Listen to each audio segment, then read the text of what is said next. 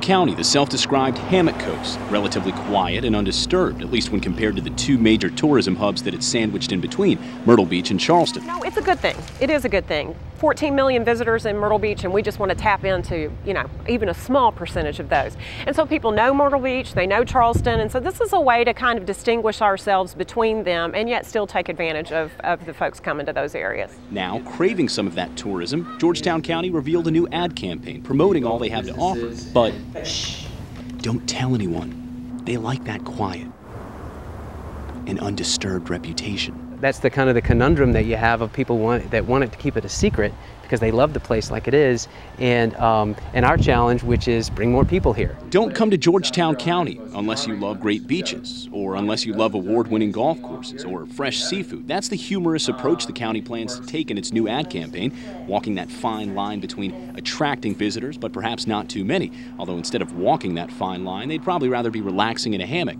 This is the Hammock Coast, after all. And the hammock being something that is so associated with the area, it's also associated with the emotions of being laid back, relaxed, unhurried. Those themes apparent everywhere you look. Carefree, lazy, relaxed. You don't exactly get the high rises and the action of Myrtle Beach or Charleston here, and that's what they're offering. And if you don't love it, they joke, don't come. I think it's who we are, and I don't think, development-wise, that's not going to change things. But we definitely want our beds full, and we want our restaurants full.